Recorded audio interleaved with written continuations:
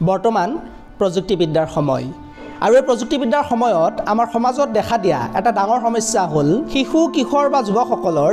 Mobile ফোনৰ প্ৰতি হোৱা এডিকশ্যন বা আসক্তি যিটো সমস্যাত আমাৰ সমাজৰ বেছিভাগ পৰিয়ালে কম বেছি পৰিমাণে ভুগি আছে আৰু যিটো সমস্যা বৰ্তমান আমাৰ সমাজৰ এটা ব্যাধি হিচাপে পৰিগণিত হৈছে শিশু বা কেঁচুৱাসকলে মোবাইল ফোন নাচালে খাবলৈ নিবিচাৰে ডেকা বা কৈশোৰসকলে ঘণ্টা বাই ঘণ্টা কোনো দোকানৰ আগত বহি পাবজি খেলি থাকে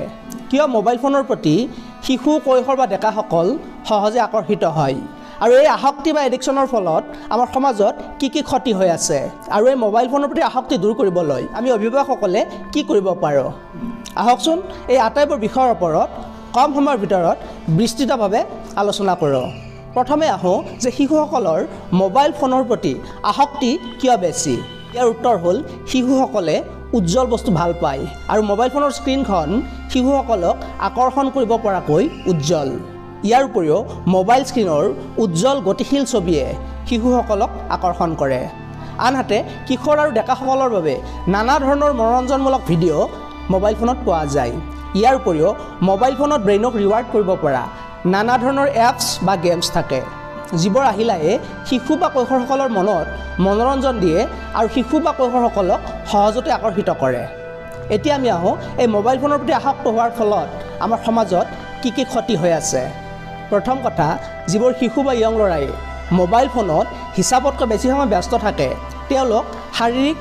মানসিক সামাজিক আৰু আৱেগিক বিকাশত বাধাগ্ৰস্ত হয় প্ৰথম আমি আহোঁ যে মোবাইল ফোনৰ প্ৰতি থকা এডিকশ্যনৰ ফলত আমাৰ শৰীৰৰ কি ক্ষতি হ'ব পাৰে যিবোৰ শিশুৱে হিচাপতকৈ বেছি মোবাইল ফোন চাই থাকে তেওঁলোক শাৰীৰিকভাৱে দুৰ্বল হয় কাৰণ তেওঁলোকৰ শৰীৰৰ বাকী অংগৰ চলাচল কমকৈ হয়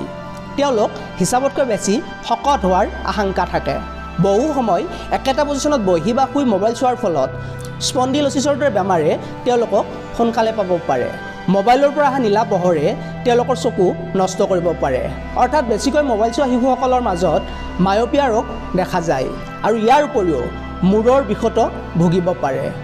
এতিয়া আমি আহোঁ যে মোবাইল ফোন চোৱাৰ ফলত শিশুৰ কি মানসিক ক্ষতি হয় যিটো সঁচাকৈয়ে চিন্তাৰ বিষয় সাধাৰণতে যেতিয়া ৰাতি হয় তেতিয়া আমাৰ দেহটো অৱশ লাগে বা আমাৰ টোপনি ভাৱ হয়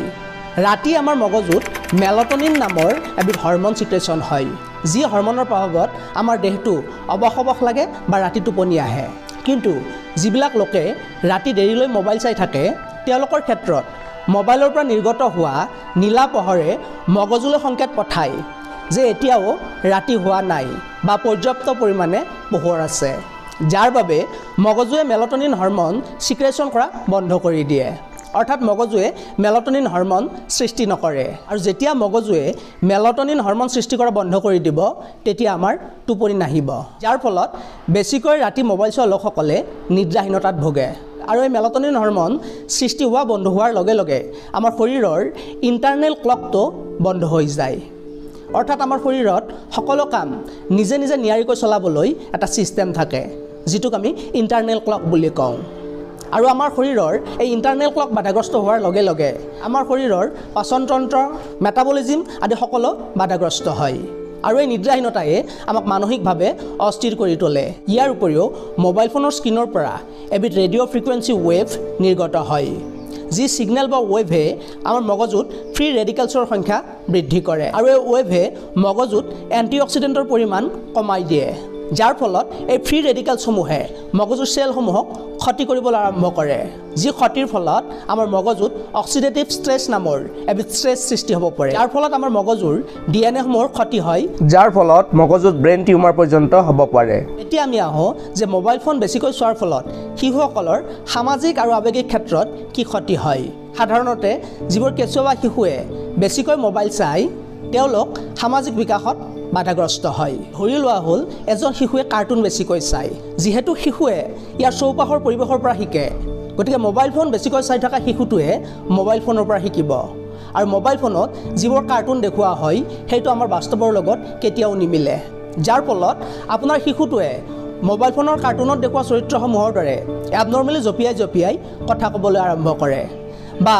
এবনৰ্মেল বিহেভিয়াৰ দেখুৱাবলৈ আৰম্ভ কৰে কাৰণ তেওঁলোক বাস্তৱ জীৱন আৰু কাৰ্টুনৰ চৰিত্ৰৰ মাজত ৰিলেট কৰিবলৈ সমৰ্থ নহয়, যাৰ ফলত আমাৰ শিশুটোৱে এবনৰ্মেল বিহেভিয়াৰ দেখুৱাবলৈ আৰম্ভ কৰে। ইয়াৰ উপৰিও মোবাইল ফোনৰ ব্ৰেইন ৰিৱাৰ্ড ছিষ্টেমে শিশুসকলৰ মনত যি সন্তুষ্টি দিয়ে সেই সন্তুষ্টি তেওঁলোকে কণ্টিনিউ পাই থাকিব বিচাৰে, যাৰ বাবে আপুনি যদি শিশু এটাৰ পৰা মোবাইলটো কাঢ়ি নিয়ে তেনেহ'লে সি এবনৰ্মেল বিহেভিয়াৰ দেখুৱাবলৈ আৰম্ভ কৰে। মোবাইল ফোনৰ ভিডিঅ'সমূহে বা ছবিসমূহে বা এপছসমূহে আমাৰ মগজুত ডপামিন নামৰ এবিধ হৰম'ন সৃষ্টি কৰে, আৰু এই ডপামিন হৰম'নে আমাক আনন্দ লগা অনুভৱ ফিল কৰায়। গতিকে শিশু এটাই যিমান দীঘলীয়া সময় ধৰি মোবাইল এটা ব্যৱহাৰ কৰি থাকিব তেওঁৰ মগজুত ডপামিনৰ পৰিমাণ সিমান বৃদ্ধি পাব।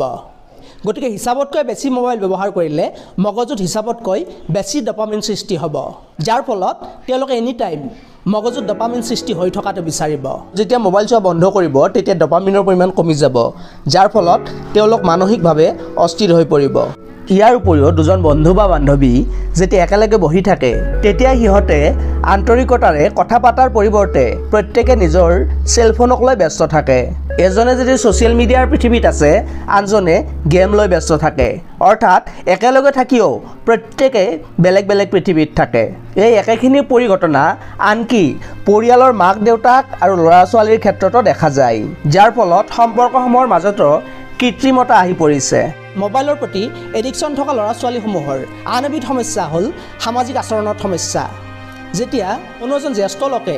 তেওঁলোকক কিবা সুধি থাকে বা তেওঁলোকৰ লগত আলোচনা কৰি থাকে তেতিয়াও তেওঁলোকে মোবাইল ফোনটো টিপি থাকে।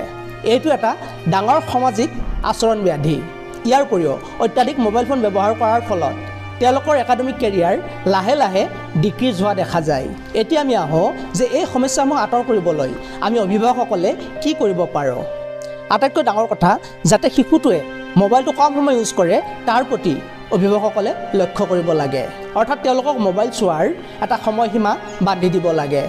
কেঁচুৱাসকলৰ ক্ষেত্ৰত ৰাতি যি অলপ সময় মোবাইল চোৱা হয় তেতিয়া নাইট মোড অন কৰিব লাগে বা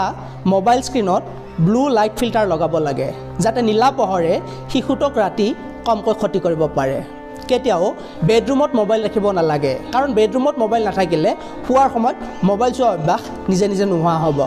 আজৰি সময়ত কিতাপ পঢ়া, জিম কৰা, যোগা কৰা আদি নানা ধৰণৰ ভাল অভ্যাস গঢ়ি তুলিবলৈ চেষ্টা কৰিব লাগে। তো বন্ধুসকল, ইমানখিনি আছিল মোবাইল ফোনে সৃষ্টি কৰা সমস্যাৰ ওপৰত আমাৰ আলোচনা।